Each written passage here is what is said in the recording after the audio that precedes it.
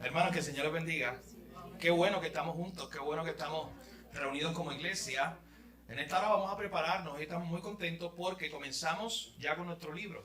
Hoy vamos a comenzar a estudiar las primeras 30 páginas aproximadamente del libro porque es la introducción. Así que lo que no se preocupe que si usted no ha leído el capítulo 1, capítulo 2, no estamos ahí todavía, simplemente lo que vamos a ver hoy es la introducción. Así que ese es el tema de hoy. Ahí vamos a comenzar directamente en esa sección introductoria. Ya para la semana que viene, entonces le invitamos a que usted lea el capítulo 1. Yo sé que ya hay algunos, yo no voy a decir nombre, pero ya hay algunos que van por la mitad o terminaron el libro. Yo tengo certeza de eso. Hay gente que ya han terminado el libro, imagínense. Pero verdaderamente nos gozamos, mi hermano, porque sabemos que será una aventura muy buena, un tema muy bueno, que de hecho, desde la introducción, es más, desde el prólogo, porque ni siquiera entra la introducción, el prólogo anterior lo escribió otro autor, y él terminaba diciendo en el prólogo, miren la última línea en su libro, vayan al prólogo, y miren la última línea del prólogo. Estoy hablando particularmente, le voy a decir la página, es la página 13, 14, 15. La página 15. Bueno, esperamos que sea la misma página. Yo tengo un libro digital. Es la misma. El 15. La última parte. Miren, alguien que pueda leer la penúltima oración. La penúltima. No la última que dice este libro puede ayudarnos. La anterior. Alguien que lo lea. Nuestro problema en este tiempo intermedios es que cada vez nos sentimos lo suficientemente incómodos. Gracias, hermano. Mira cómo este autor, que simplemente está haciendo el prólogo del libro, él dice, oye, este libro es importante, este libro que vamos a estudiar, porque vivimos en una generación intocable. La generación de los intocables. ¿A qué nos referimos cuando digo eso? ¿Qué usted cree de que yo estoy hablando cuando mencionamos esta idea de que vivimos en la generación de los intocables? ¿A qué nos referimos?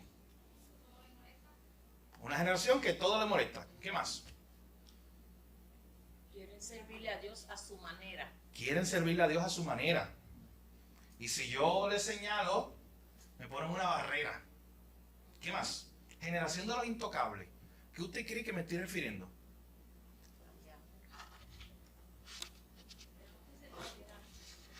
Que hay que ser tolerante porque si yo... Gracias, mi hermano. Porque si yo te corrijo o si te digo algo acerca de Dios o de la iglesia que no es tu opinión, sabemos que me vas a ladrar. Generación de los intocables. Se molestan. Entonces, en esta generación de los intocables, donde nos molestamos por todo, nos molesta ser corregidos, este libro nos dice, oye, nuestro problema es que rara vez nos sentimos lo suficientemente incómodos. Porque muchas veces lo que se nos está haciendo, aún en contextos de iglesia, es darnos bonitas palabras para que nos sintamos cómodos. Es entretenernos en una silla para que nunca yo me sienta incómodo. Pero hermano, pero hay mala noticia. Para una persona así, que crea que el cristianismo es cómodo. Mi hermano, el cristianismo tiene que ver, ese es uno de los primeros capítulos, con una cruz. Y la cruz es incómoda. La cruz tiene que ver con muerte. Así que, al final de cuentas, el cristianismo no es una religión cómoda. De hecho, ¿usted sabe por qué mucha gente no lee la Biblia? Porque leer la Biblia le resulta incómodo. ¿Y en qué sentido? No el ejercicio intelectual de abrir una página y leer. No, le resulta incómodo lo que dice el libro. ¿Por qué? Porque la Biblia tiene la capacidad, dice el libro de Hebreos, capítulo 4, que la Biblia es como una espada de doble filo que tiene la capacidad de penetrar hasta lo más profundo. El texto dice hasta el tuétano. Y la idea es a lo más profundo del hueso. Que la Biblia tiene una capacidad no para ser superficial. Cuando dice eso en Hebreos 4, de que espada de doble filo, es que por donde quiera que la coja va a cortar. Y que tiene la capacidad de entrar hasta el tuétano, es lo más profundo. O sea, la Biblia no es superficial. La Biblia, cuando trata un tema sobre tu corazón, mi hermano, entra a lo más profundo de tu corazón. Y como muchas veces como seres humanos no nos gusta eso, que alguien entre a lo más profundo de nuestro corazón, pues simplemente no nos acercamos a la Biblia. Así que hay mucha gente que por la incomodidad de leer la Biblia simplemente no la lee. Porque el ejercicio de la Biblia le resulta incómodo. De hecho, hay varios pasajes que a mí me gustaría leer antes de entrar de lleno en nuestro tema, para que vean. Hay muchos más, pero estos son simplemente algunos ejemplos. Para que usted vea lo que nos dice la Escritura, cómo el salmista le decía a Dios que lo examinara. Y te hago esta pregunta, mi hermano. ¿Te atreves tú a hacer esta oración hoy delante de Dios? Esta oración que hacía el salmista. Mire lo que dice el Salmo 19.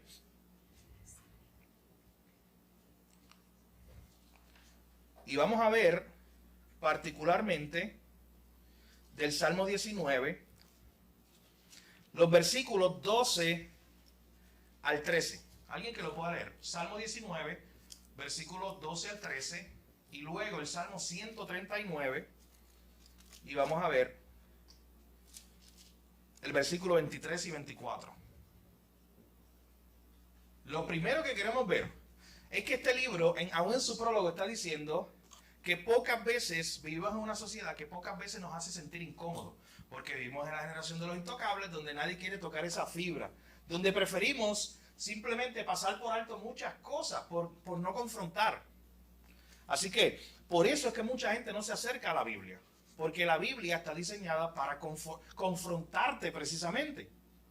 Así que, vamos a leer, alguien que pueda leer el Salmo 19, versículos 12 al 13. Sí, Carmen.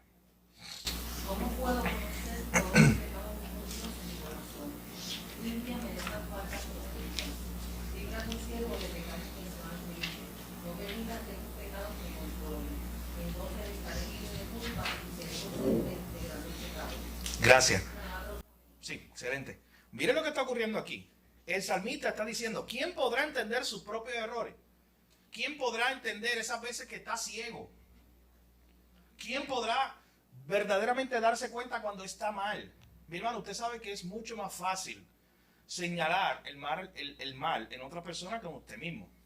Oye, ¿usted no recuerda a David?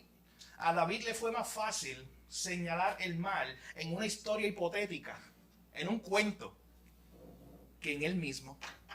¿Usted no recuerda qué fácil y qué rápido para juzgar fue David cuando Natán fue donde él y le dijo, oye, mira, te voy a contar una historia? Había un hombre que tenía una ovejita bien linda, había otro que tenía muchas ovejitas y ese otro cogió y le quitó la ovejita única que él tenía y la mató. Y rápido David dijo, ese hombre hay que matarlo sin misericordia, hay que hacer un juicio contra él. Y Natán le dice, pero es que ese hombre eres tú. Así que mira qué fácil era para David mirar la situación del otro que la de él mismo, el punto ciego de él. Así que en la Biblia tenemos al mismo David más adelante orando y diciendo, ¿quién podrá entender sus propios errores? Líbrame de los que me son ocultos. Mi hermano, ¿te atreves tú a hacer esa oración incómoda? Una oración incómoda porque tú le estás diciendo a Dios, Señor, muéstrame estos puntos ciegos que yo sé que tengo, tal vez no sé cuáles son. Mi hermano, y cuando usted ore, por eso resulta incómodo, prepárese para que Dios le conteste. Y para que Dios empiece a mostrarle. ¿Usted sabe qué me pasó a mí? Hace un tiempo atrás, uno de los pecados que yo estuve luchando fue con el temor del hombre. Y si tú me preguntabas a mí, oye, ¿tú luchas con ese pecado, el temor al hombre? Y en ese momento yo te decía, no, ¿qué es eso? ¿Cómo que yo voy a luchar con el temor al hombre? Ese no es uno de mis pecados. Yo lucho con otros pecados, pero no con ese. Hasta que fui al Salmo 19 y yo hice el ejercicio. Y oré delante del Señor. Líbrame, Señor, de estos errores que me son ocultos, de estos pecados, que yo quizás no los estoy viendo hoy. Una oración que resulta incómodo. ¿Sabe por qué? Porque tiempo después, poco tiempo después, yo empecé a ver que sí, yo estaba luchando con ese pecado. Que sí era un pecado real en mi vida. Pero solamente fue cuando me expuse y cuando sinceramente le dije al Señor, Señor, hay muchos pecados que son ocultos para mí mismo. Y yo necesito que tú abras mi corazón y me ayudes a verlo. Mi hermano, voy, repito, es incómodo y prepárate. Prepárate porque hay cosas que tú hoy día, yo te pregunto y tú dices, no, yo no lucho con eso. Eso no es un pecado en mi vida. Es un pecado en la vida de fulano. Hasta que le pides a Dios que ilumine tu corazón y desde la perspectiva de Dios, Él sí te va a mostrar muchas cosas. Así que te atreves a hacer esta oración y ni se diga de esta. Miren la próxima. Salmo 139, versículo 23 y 24. Sí, hermano, Salmo 139, versículos 23 y 24. Examíname, oh Dios, y conoce mi corazón. Pruébame y conoce mis pensamientos. Y ve si hay en mi camino de perversidad y guíame en el camino de Dios. Oh, mi hermano, lo mismo. ¿Te atreves tú a hacer esa oración delante de Dios? Decirle, Señor, tú que eres el que conoces lo más profundo de mi corazón, que tú lo conoces como nadie. Porque por fuera yo puedo ocultar muchas cosas, pero Señor, delante de ti todas las cosas están abiertas, dice tu palabra. Así que tú que conoces todas las cosas, examina y conoce mi corazón, pruébame y conoce mis pensamientos. Mi hermano, eso es cómodo, hacer eso. Verdaderamente no, porque vamos a luchar y vamos a enfrentar una realidad que no queremos tocar. Vamos a luchar con el pecado. Y usted sabe qué ocurre, que en muchas ocasiones nosotros sabemos que tenemos que hacer este tipo de oraciones incómodas, de ir a Dios, a decirle, examíname, muéstrame si hay pecado oculto en mí. Y en muchas ocasiones no lo hacemos y lo vamos postergando para mañana. Decimos, lo hago mañana. ¿Qué pasa si usted deja la basura de su casa de hoy para mañana, allí la basura en el trash de basura, en la lata de basura, en el zafacón? ¿Qué pasa? De hoy para mañana, piense, solamente de hoy, se le olvidó sacar la basura esta noche. Yo ahorita tengo que ir a sacarla. Pero imagínense, se le olvidó. Mi esposa me lo va a recordar. ¿Qué pasa? Para mañana. No piense de aquí a... No. ¿Qué pasa de aquí a mañana? Va a oler mal, pero está allí. Va a oler mal, pero no es una emergencia tan grave tal vez. De aquí a mañana, estoy hablando de esta noche a mañana por la mañana, que me di cuenta que se me olvidó sacar la basura. Oye, pero ¿qué pasa si yo simplemente paso por ahí y digo, huele un poquito más nada más? Eso aguanta un día más. Y la dejo un día más. ¿Qué va a pasar ya 2 días? Olor más fuerte ya en toda la casa. Incomodidad que ya no se puede vivir ahí. Al tercer, cuarto día hasta sale para los vecinos. Sucesivamente, ¿qué va a pasar? Siguen pasando los días, ¿qué va a pasar? Le da gusano. Se descompone. Mosca, mime. Entonces, algo que tú pudiste resolver hace tiempo y se te pasa el trozo de la basura. Usted sabe que yo le voy a contar una historia. Cuando nació Mateo, en esa fecha precisamente estábamos en el hospital. Imagínate, era el nacimiento del hijo. ¿Quién se iba a acordar de sacar la basura? Ni los abuelos, nadie. Ni yo mismo me iba a acordar de decirle a alguien, mira, sácame la basura, estoy en el hospital. Nadie se acordó de eso. ¿Y sabe qué? Pasó el trozo de basura. Es que pasa los jueves. Y ya 2, 3 días después los zafacones afuera. ¿Sabe que yo tuve que llamar a alguien que bota escombros? Porque no podía esperar una semana más para que viniera la basura. Literalmente, lo que habían pasado eran como 4 días. Alguien de los que bota escombros fue y me hizo el favor de llevarse esa bolsa. Porque ya tenía hasta gusano. Así que imagínense, cuando usted no enfrenta algo al inicio, usted lo posterga y usted dice, no, mañana, tenga esa imagen en la mente. Lo que va a tener es un problema muy grande, una bomba. ¿Sabes que eso pasa cuando tú y yo no enfrentamos nuestros pecados delante de la palabra de Dios? Cuando tú no nos confrontamos delante de la palabra de Dios. Pero el problema es que no nos gusta ser confrontados, porque nos resulta incómodo. Y es por eso que muchas veces no nos acercamos a la palabra, mi hermano, con este tipo de oración. Decirle, examíname, pruébame. Mi hermano, yo le invito en esta noche que usted haga 2 cosas. Que la haga esta oración, pero que se prepare. Que se prepare para usted ver.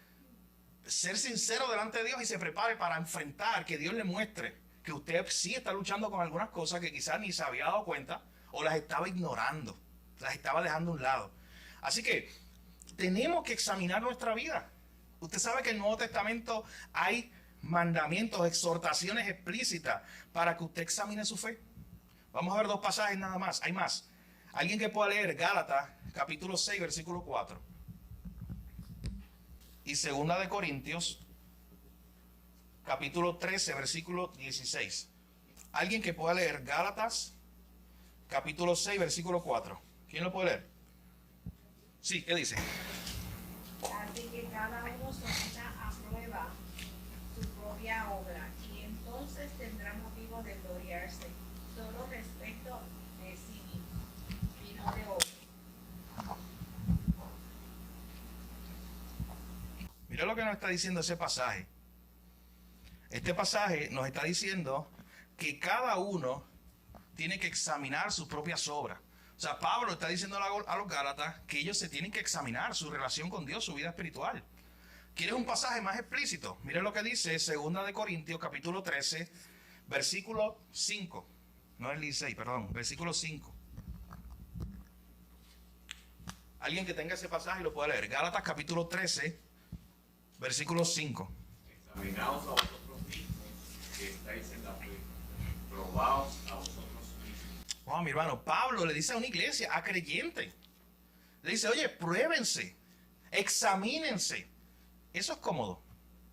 ¿Hacer ese ejercicio? No. Para nuestra naturaleza no es cómodo. Pero Pablo está diciendo, oye, detente y pruébate para ver cómo está tu fe. Primero, para ver si tienes fe real, si eres un creyente. Y en segundo lugar, para ver cómo tú estás ejercitando tu fe. Mi hermano, ¿cuándo fue la última vez que tú fuiste al fruto del Espíritu Santo? En Gálatas 5, amor, gozo, paz, paciencia, benignidad, bondad, fe, mansedumbre y templanza. Y así es. Y tú fuiste ahí al fruto del Espíritu Santo y tú empezaste a examinar tu vida. Y tú empezaste a decir, oye, ¿cómo yo estoy en mi vida en cuanto al amor? Según Dios. En segundo, amor, gozo. ¿Cómo se está manifestando este fruto del Espíritu Santo en mi vida? ¿Se está manifestando? Mi hermano, un examen. ¿Cuándo fue la última vez que lo hiciste? Amor, gozo, paz, paciencia, benignidad, bondad, mansedumbre. Pero que tú fuiste uno por uno y dijiste, tengo que examinar mi fe. ¿Y sabes qué? Esta semana tengo que crecer en paciencia. O esta semana tengo que crecer en amor. O esta semana necesito crecer en gozo. Mi hermano, eso es examinarse en la fe. Eso es ver fruto, procurar fruto. Pero usted no se compara con cualquier estándar. ¿Sabe cuál es la medida? Dice el libro de los Efesios. La medida del varón perfecto, Cristo. Y usted siempre se tiene que estar comparando con Cristo. ¿Usted sabe cuál era el problema de los fariseos? Que se comparaban unos a otros. Y la medida de crecimiento, en vez de yo me comparar con Cristo, yo me comparaba con mi hermana. Y cuando yo me comparaba con Rose, yo decía, oye, yo tengo que estar igual a Rose en cuanto a su vida, en cuanto a su moralidad. Y ella era mi estándar. Y al final los fariseos, uno y otro, estaban viéndose así. ¿No recuerdan al fariseo en Lucas 18 que estaba orando en el templo, vio un publicano y le dijo a Dios, Señor, gracias porque yo no soy como él? Mi hermano, tú tienes que estar diciendo, Señor, yo quiero ser como él, hablando de Cristo. No estar mirando simplemente a tu hermano como ese fariseo diciendo, Señor, gracias porque yo no soy como él y se estaba comparando con el de al lado. No, te tienes que estar comparando con el referente. Tú puedes ver ejemplos para imitar. Pablo en la carta a los Filipenses, nosotros ya lo vimos. Él decía, imíteme a mí. O sea, sí tú puedes ver ejemplos, pero Pablo no era el último estándar de autoridad y él mismo lo decía y lo sabía. El último estándar de santidad era Jesús siempre. Así que ese es el que tú te tienes que estar comparando. ¿Cómo vivió Jesús? ¿Cómo pensó Jesús? Leyendo los evangelios, cómo Jesús reaccionaba a las cosas. ¿Cómo era la vida de oración de Jesús? ¿Cómo está el fruto del Espíritu Santo en mi vida? Así que yo te invito a que tú hagas este examen, mi hermano. Tienes 4 pasajes para examinarte a ti mismo. Decirle, Señor, hay errores, hay pecados, hay cosas que yo estoy ciego, que yo no estoy viendo. Líbrame de esas cosas y ayúdame a verlas. Señor, examíname. Prueba mi corazón. Ve ahí lo más profundo que nadie ve. Ve tú, Señor. Es algo incómodo, un ejercicio incómodo, pero tenemos que hacerlo. Gálatas 6 y 2 Corintios 13. Examínate en la fe. Prueba a ver. Compárate con la misma palabra. Abre la Biblia y vela como un espejo, como un reflejo. Hay mucha gente que no quiere ir a la Biblia porque es un espejo muy claro. De hecho, Santiago dice eso. Es un espejo muy claro y ellos no se quieren ver ahí. Ellos simplemente quieren seguir su camino y no enfrentarse a la realidad. Así que, mi hermano, el ejercicio cristiano es un ejercicio incómodo porque tiene que ver con una cruz. Porque tiene que ver con examinar nuestra vida y moldearla a imagen de Cristo. Es por eso, regresando al libro, que allá en la página 15, el autor, el que hace el prólogo, nos dice esas palabras. Que nuestro problema es que rara vez nos sentimos lo suficientemente incómodos porque vivimos en la generación de los intocables, donde nadie quiere confrontarse y donde si a mí me confrontan, yo simplemente me voy de ese lugar. Si yo siento que yo voy a una iglesia donde se predica la palabra de Dios y se ataca o se habla en contra del pecado, pues ya no me interesa ese lugar. Así que mejor me voy a otro lugar donde simplemente me digan lo bueno que yo soy. Bueno, imagínense, los éxitos de venta de cierto predicador, yo lo he dicho antes, son todos los días es viernes. El otro libro se llama Tú eres un campeón. Otro libro que tiene la vida exitosa del cristiano. Y todo es así, todo es como felicidad y no hay problemas y te están exaltando tus virtudes todo el tiempo, no te están reconociendo que tú eres un creyente que está luchando con el pecado, que tienes que amoldarte todos los días y que eso requiere, mi hermano, sacrificio. Que la vida cristiana tiene que ver con tomar tu cruz todos los días, negarte a ti mismo y seguirlo a Él. Y eso es algo incómodo. Así que ya reconociendo esto, yo le invito a que vayamos a la página 17. Ya ahí comienza la introducción del libro. Eso es lo que vamos a cubrir hoy, el material que vamos a cubrir hoy. Miren qué interesante esas dos primeras frases, que es un texto bíblico y una frase de Dietrich Bonhoeffer, que aparecen ahí al inicio de esta introducción. El pasaje, 1 de Pedro, capítulo 2, versos 4 al 5, y dice: Cristo es la piedra viva, rechazada por los seres humanos, pero escogida y preciosa ante Dios. Al acercarse a Él, también ustedes son como piedras vivas, con las cuales se está edificando una casa espiritual. Miren este concepto tan alto que se está presentando aquí de lo que es la iglesia, de lo que eres tú y soy yo. Piedras vivas que Dios está utilizando para edificar su casa espiritual, que es la iglesia. De este modo llegan a ser un sacerdocio santo para ofrecer sacrificios espirituales que Dios acepta por medio de Jesucristo. Mi hermano, la iglesia no es meramente una institución humana. Lo vimos aquí, creo que hace 2 miércoles atrás veíamos en nuestra introducción que la iglesia no la diseñó Pablo, la iglesia no la diseñó Juan, la iglesia es un invento de Dios. Y si la iglesia es un invento de Dios, ¿usted se acuerda cuando ese miércoles yo decía hay que ir al manual? O sea, hay que ir al diseñador. Y yo para dirigir la iglesia como pastor tengo que ir al manual, no la puedo dirigir con mi sabiduría. Y usted para ser un miembro fiel de la iglesia tiene que ir al manual, tiene que ir a la Biblia para ver qué la Biblia dice de su responsabilidad como miembro de la iglesia. Pero por ahí, en el mundo, lo que queremos hoy es, y alguien lo dijo ahorita, ser miembro a mi manera. Ser miembro con mis requisitos. Lo mejor de 2 mundos, lo que yo pueda coger de aquí es como un gran buffet. Porque todo está centrado en mí. Al final de cuentas, vivimos una sociedad, usted bien lo sabe, que está centrada en sí misma y que busca que todas las cosas giren alrededor de sí. Así que, miren ese pasaje bíblico que nos muestra que la iglesia es un diseño de Dios. La iglesia es algo que Dios está haciendo. Es una casa espiritual que Dios está edificando. Así que Él es el dueño. Y si Dios es el dueño, mi hermano, yo tengo que seguir los requisitos de su palabra para saber lo que es la iglesia y para vivir como iglesia. Miren esa frase de Dietrich Bonhoeffer que aparece ahí en la página 17.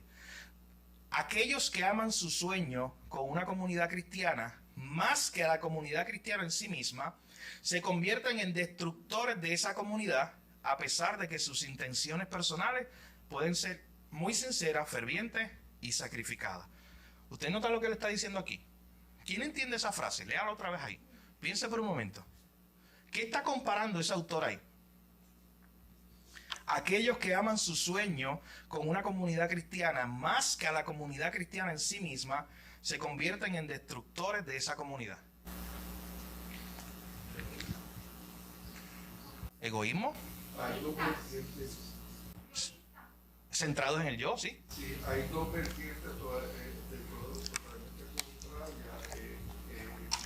No hay esa fijación de la necesidad del cuerpo de Cristo. Sí. ¿Qué más?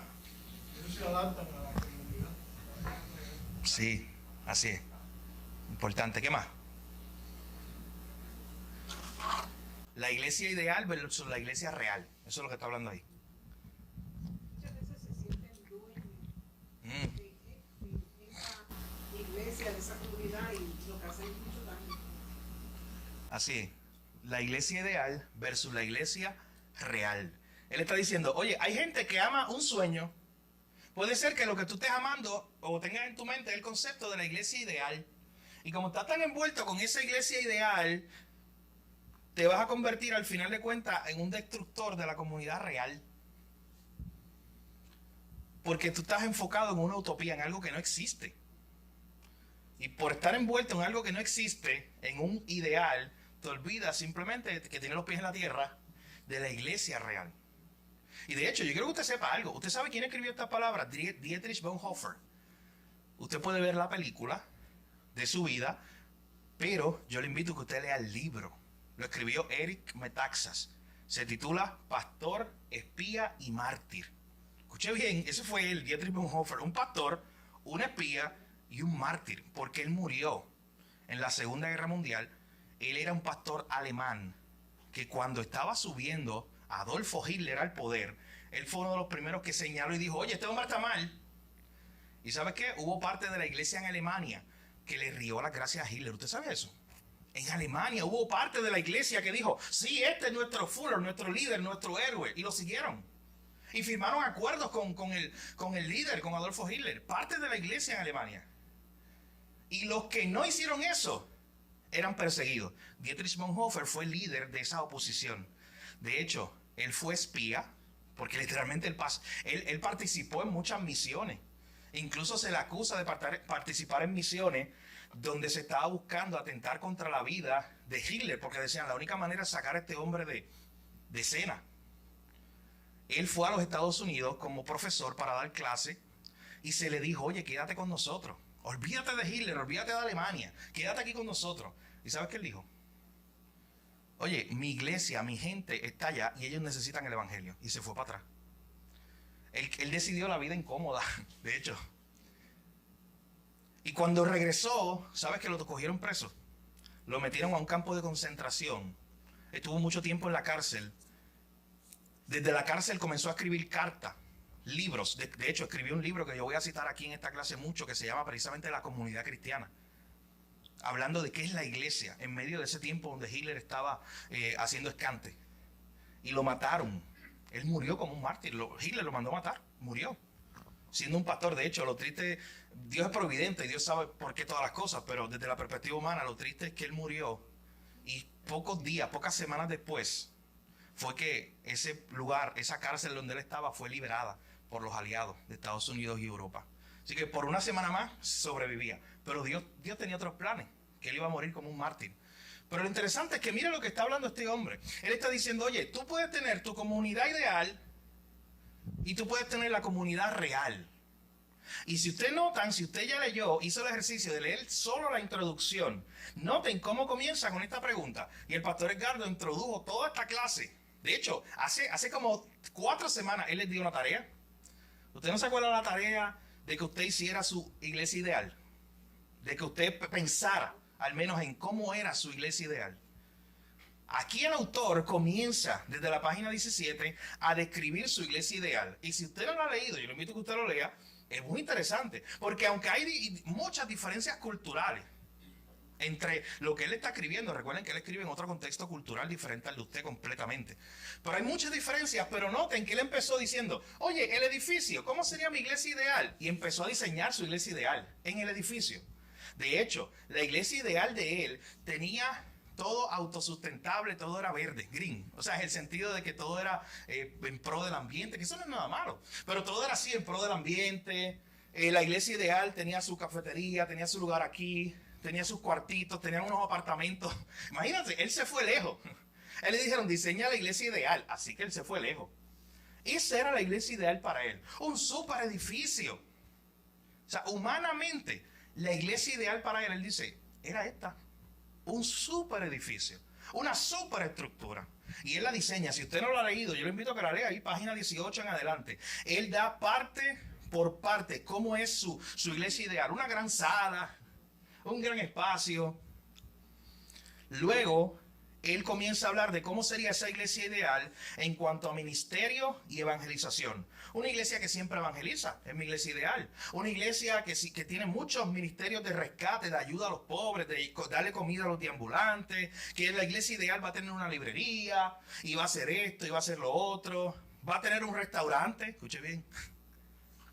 Esa era la iglesia ideal.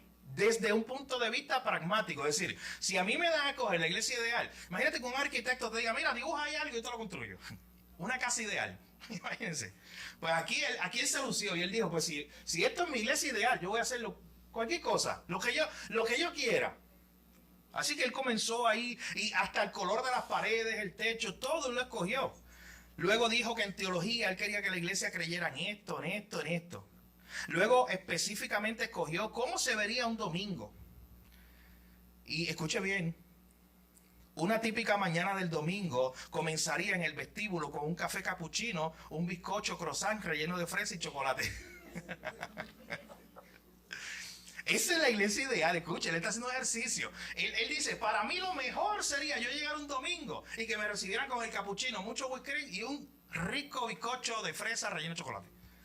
Todos los domingos recibirme así. ¿Qué tú crees eso? Bien, así que imagínate por un momento, esta es la iglesia ideal. Todos los domingos que me recibieran. Todos los domingos salir de aquí me espera una combinación china o refresco. La iglesia ideal. Todos los domingos Jorge sale de aquí y me llama. Jorge, te sentaste ahí. Así que te voy a coger el ejemplo. ¿Te acuerdas? Todos los domingos Jorge me escribe, me llama y me dice, estoy aquí en restaurante cubano, estoy aquí en tal sitio, estoy aquí. ¿Verdad que sí? Y todavía no hemos coincidido, esa se la debo y queremos ir allá. Pero imagínate, la iglesia ideal para mí. No, todos los días que me espera aquí mismo un almuerzo. Yo no tengo ni que salir. Que así como mi hermano Papo me espera con un cafecito. No, alguien me traiga el almuerzo. La iglesia ideal. Esa es la imagen que él quiere. Que este autor está pensando. La música en el escenario va a ser muy básica. Escuche bien lo que él dice. Muy básica. Va a tener piano, guitarra, tríos de cuerda, instrumentos de viento. Muy básico. Y un hermoso órgano de tubo. ¿Usted sabe qué es un órgano de tubo? Los que llegan al techo, que rompen el techo así. Pero básica. Él quiere la iglesia ideal básica. Eso es para él lo básico. Escuche bien, la iglesia ideal. Después del servicio, los feligreses serían invitados a quedarse para un almuerzo todos los domingos. Atendidos por el personal del restaurante que hay al lado de la iglesia, que es de la iglesia. Todo eso. ¿Cómo sería el discipulado y la vida comunitaria? Y por ahí sigue hablando él, presentando cómo sería su iglesia ideal. De hecho, me gusta la página 24, porque él presenta la página 24 y 25, que su iglesia ideal tendría clubes de todo. Su iglesia ideal tendría el club de los CrossFit. Yo creo que yo no estaría ahí. Pero tendría el club de los que van a hacer los ejercicios. Su iglesia ideal tendría el club de los amantes de la creación. Eso es lo que le gusta el camping. Su iglesia ideal tenía el club de los agustinos. Ahí yo estaría. Que es sentarse a leer libros de los padres de la iglesia y la teología histórica. Hay otro del club de los Malik, que esos son los que le gusta el cine y ver y estudiar las películas. El club de Eliot, que ese sería el club de lectura poética. Esa sería la iglesia ideal distribuida. Hay muchos clubes y muchos ministerios y todo estaría bien. Siempre me sentiría bien en mi iglesia ideal. Sería totalmente perfecto. Pero me encantan las letras negritas que están en la página 25. Ese puede ser el resumen de toda la clase, de todo el libro, lo podemos dejar ahí. Miren las letras negritas, ¿qué dicen en la página 25? Al final. Lo importante no es mi sueño. Lo que importa aquí no es mi iglesia ideal, ese sueño que yo pueda tener. El problema es que en esta generación intocable, para ellos lo que importa es su sueño. Lo que importa es su ideal. Lo que importa es esa iglesia donde te traten así, te reciban así, donde haya 1000 ministerios, donde todo sea perfecto y nunca haya un problema. Donde casi tú miras al lado y la gente flote. Es la iglesia ideal. Donde la temperatura siempre esté igual, no haya problemas del frío, caliente, donde todo sea perfecto. Donde nunca se vaya la luz, donde nunca se equivoque un músico, donde el pastor siempre predique lo que usted quiera escuchar. Donde usted siempre pueda decir amén y no decir, ay, pastor, te mandaste. O ay, pastor, vaya suave porque es duro lo que está diciendo. O me incomoda. Esa es la iglesia ideal, pero muy importante. Dice aquí, lo importante no es mi sueño. Eso no es lo que importa ahí al final de cuentas. Y él dice, nosotros vivimos en una generación donde queremos que todo se adapte a nuestros gustos e inclinaciones, dice la página 26. Todo lo queremos según nuestros gustos y nuestras inclinaciones. Miren ese tercer párrafo de la página 26. Dice, si un tuit nos molesta en Twitter, dejamos de seguirlo. En Netflix lo que buscamos es mi lista de wishlist. Lo que nos gusta. Si estamos viendo una película y no nos gusta, la apagamos, los primeros 10 minutos nos aburren y la desechamos. ¿No le ha pasado a usted que dice, es el tiempo perfecto para ver una película? Y gastó 45 minutos tratando de coger una película, vio 5 minutos aquí, 5 minutos acá, y se aburrió todo y no vio nada. ¿No le ha pasado eso? Sí. Porque tenemos tantas opciones que vivimos centrados en nuestros gustos. De hecho, esas plataformas están diseñadas para nuestros gustos. ¿No le ha pasado también el mismo Netflix, otra aplicación que usted le use, que normalmente le pone, según tu interés, estas son las mejores películas que tú puedes ver? Te están tratando bien para que te quedes ahí. Así que usted se acostumbra, porque me están tratando bien, todos están centrados en mis gustos. Y usted viene a la iglesia y piensa que es igual. Venimos a la iglesia y pensamos, pues aquí también se nos va a tratar igual. Aquí también todo va a estar centrado en mi gusto. Así como mi wishlist, yo puedo hacer mi wishlist de mi iglesia ideal y me tienen que complacer. El pastor me tiene que complacer. Wow, usted no sabe todas las veces que yo he escuchado peticiones interesantes, no son gente de aquí, pero yo he escuchado peticiones donde gente, porque saben que soy pastor, en familia, gente de afuera, me piden cosas, las peticiones que menos usted se imagina. Que si mira, para que tú cases a fulano. Tiempo, ¿quién es fulano? A mí me han llamado, escuche, a mí me han llamado. Sí, porque tengo tal persona para que tú vengas y la cases. Yo ni lo conozco. Pero yo soy pastor y me están pidiendo porque todo está centrado en lo que nosotros podamos hacer por ellos. Y me piden aquello y me piden lo otro. Cosas a veces que no son malas en sí mismas. No estoy diciendo que eso sea malo, pero noten la idea. Que a veces entonces tú le dices que no puedo o que no debo. ¿Y qué pasa? Se enojan. Porque están centrados en sí mismos. Y yo no pude satisfacer la necesidad de ellos, particularmente. Mire lo que dice ahí en la página 26, en el medio, ahí más o menos en el párrafo, casi al final del tercer párrafo, dice, el consumismo es una opción ilimitada que avanza a una velocidad desmedida. Elegimos lo que queremos con precisión, tomamos solo lo que queremos de él y seguimos adelante. El problema, próximo párrafo, que esta mentalidad se ha infiltrado en la forma en que enfocamos la iglesia. Algo que podemos diseñar de acuerdo a nuestra lista de preferencias. Y si una iglesia deja de satisfacer nuestros deseos o nos causa incomodidad, si el pastor dice algo que no nos gusta, si la música de adoración se convierte en algo monótono, si alguien habla lengua, si pasa esto, si pasa lo otro, cualquier cosa diferente que a mí me incomode, escuche bien. Simplemente miren la última oración. Hay decenas de opciones en la ciudad. ¿Usted sabe qué? Muchas veces vemos la idea de iglesia como un catálogo. Como si yo estoy aquí y el pastor empieza a hablar algo que no me gusta, pues para eso hay más iglesia en Ponce. Y si voy a esa otra iglesia y tampoco hay algo que no me gusta, pues para eso hay otra iglesia en Juanadía, yo viajo. Y si voy a una iglesia en Juanadía y tampoco me gusta, pues un poquito más lejos a Santa Isabel. Pero estamos ahí buscando esta idea de centrados en nosotros mismos, esa mentalidad autocéntrica, antropocéntrica, o sea, centrada en el hombre, que se ha infiltrado a la iglesia. El consumismo, nos dice este autor, es una insatisfacción crónica. Siempre estamos en la búsqueda de más y mejores esperanzas a nuevos niveles de satisfacción. La iglesia ideal siempre es un potencial que está afuera. El pasto siempre es más verde en la nueva iglesia de moda de la ciudad. O sea, siempre hay algo que te va a traer. Nunca vas a estar satisfecho. Esa es la idea de estas personas que viven con el consumismo. Siempre vas a estar buscando algo que corregir en tu iglesia ideal. De hecho, ponte a pensar, tu iglesia ideal se tenía que pintar de color marrón las paredes.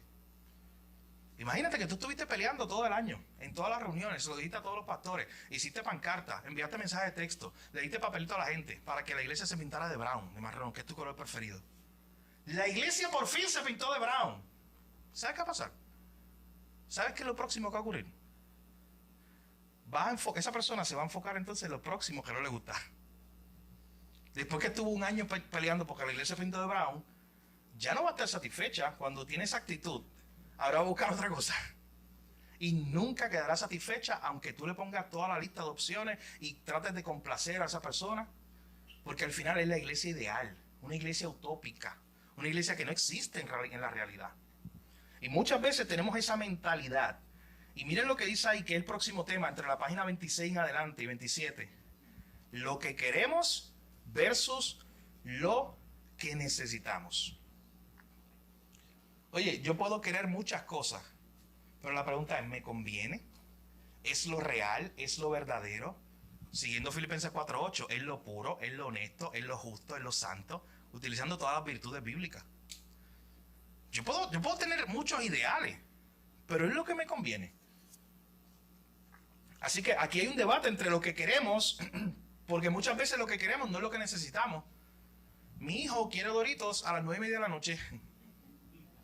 Ayer me pidió M&M, casi las 10 de la noche. Eso es lo que él quiere, pero eso es lo que él necesita.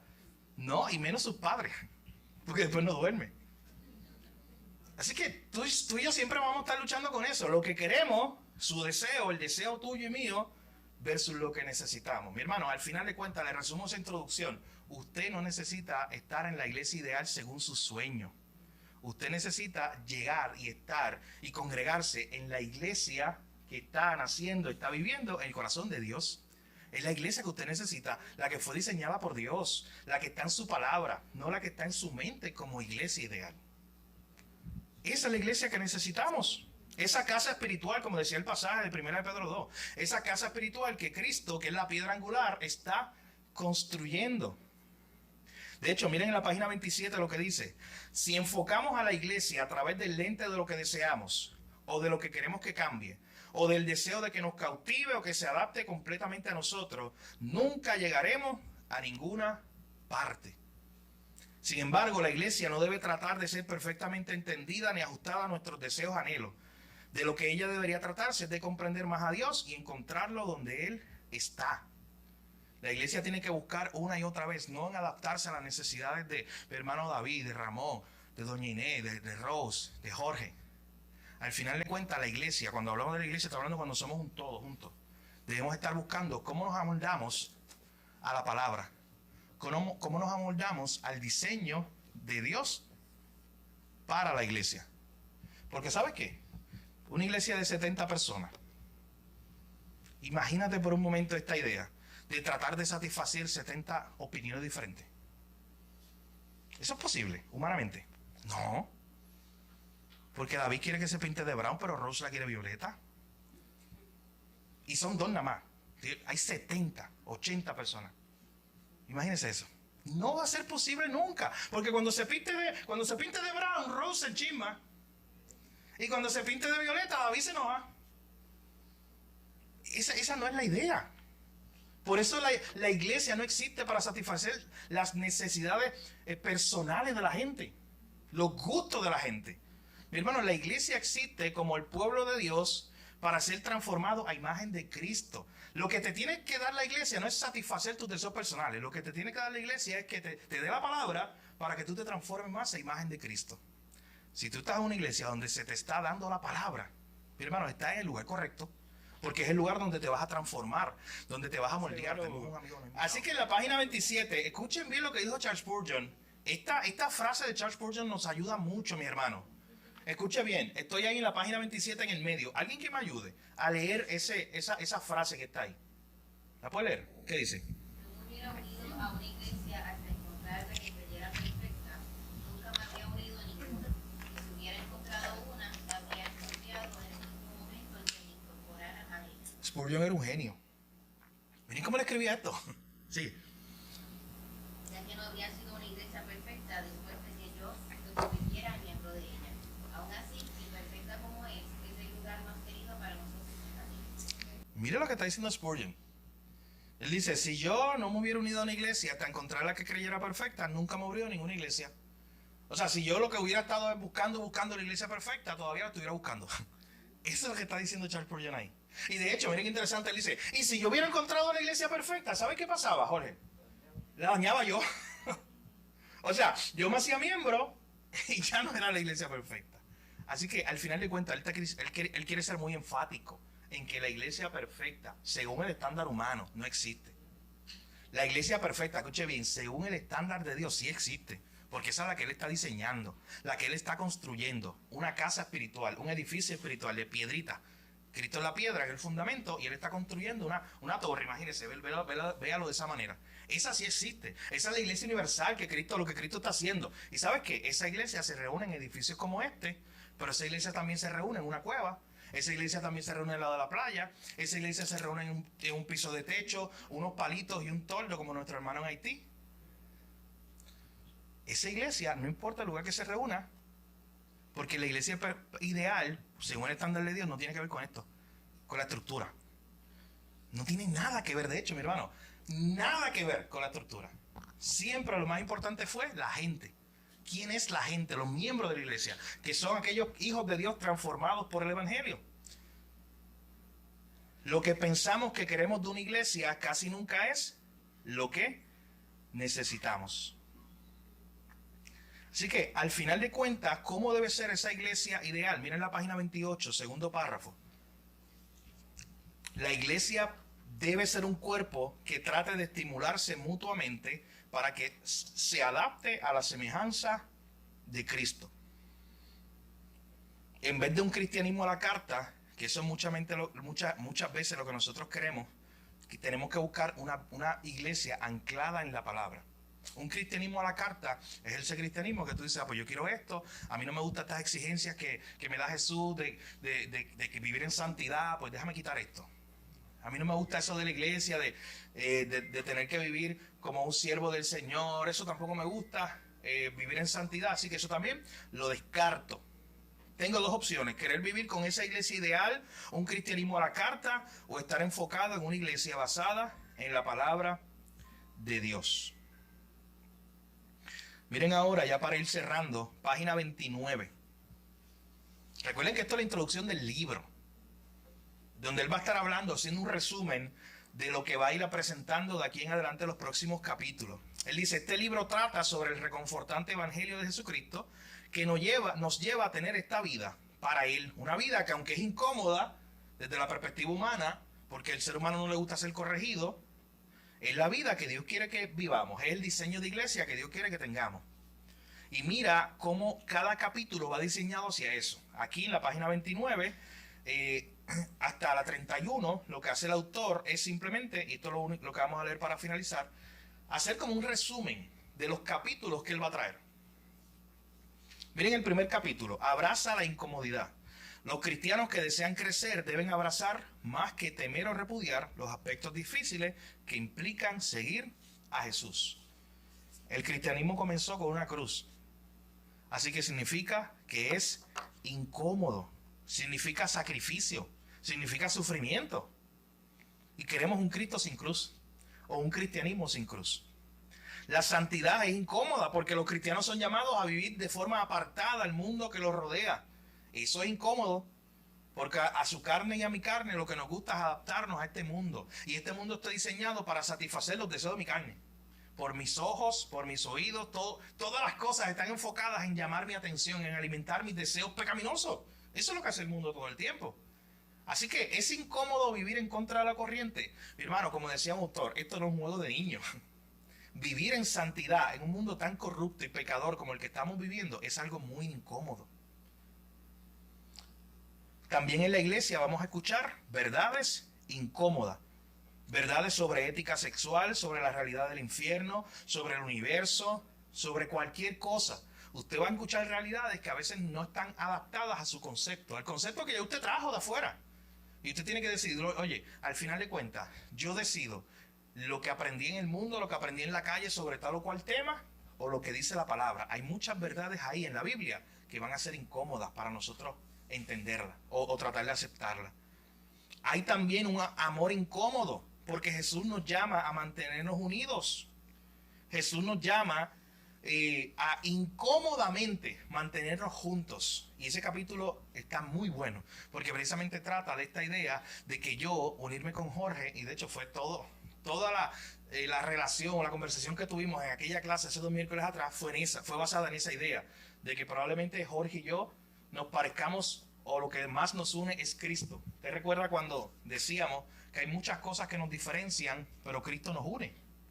O sea, y podemos hacer la lista, Jorge, tus gustos, dame tu color favorito, tu comida favorita, tu equipo favorito, yo pongo los míos acá. Y son diametralmente opuestos, pero hay algo que nos une. Y esto es más fuerte que lo que nos separa, mis hermanos. A veces nosotros ponemos el énfasis aquí, en lo que nos divide, y no en lo que nos está uniendo, que es Cristo. Así que participar en ese tipo de amor, de yo tener que amar a Jorge, es difícil. Jorge, es difícil amarte. Un consolador incómodo. El espíritu. Hugo, que lo conoce hace muchos años, suspiró, ¿verdad? Es difícil. Un consolador incómodo. El Espíritu Santo, mi hermano, ¿sabes para qué está? Dentro de sus funciones, parte de sus funciones en tu vida es redarguirte.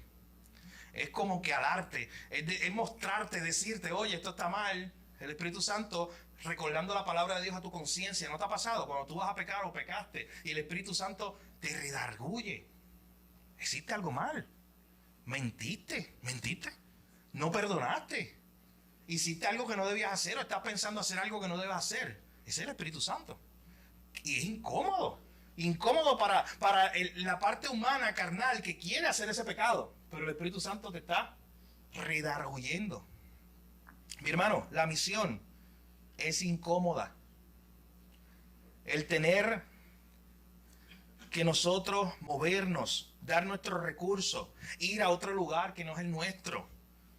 Eso es incómodo para la parte y la perspectiva humana. Y vamos a hablar de eso también en esta clase. Gente incómoda, ya lo vimos. Gente que es imperfecta al lado de nosotros. Diversidad incómoda, o sea, gente que piensa diferente a ti en muchas cosas. Adoración incómoda porque a ti no te gusta ese tipo de música. O te sientes incómodo ese tipo de música y tú preferirías otra. Autoridad incómoda. La gente no le gusta la autoridad. A la gente no le gusta estar bajo autoridad o ser dirigido. Unidad incómoda. Esa unidad de que seamos uno como el Padre y el Hijo es uno. Eso resulta incómodo. ¿Qué me dice de esta? Compromiso incómodo. El comprometernos, ¿es algo cómodo para nuestra carne? No lo es. Y comodidad contracultural. Así que todos estos temas los estaremos viendo en esta clase. Miren cómo él termina, página 31. ¿Estás dispuesto a dejar de lado las fantasías comunistas de tu iglesia ideal para aceptar las verdades difíciles de creer y los incómodos requisitos de unirte a personas extrañas en la búsqueda común de Jesús? ¿Estás dispuesto a renunciar a tu libertad y hacer lo que quieras?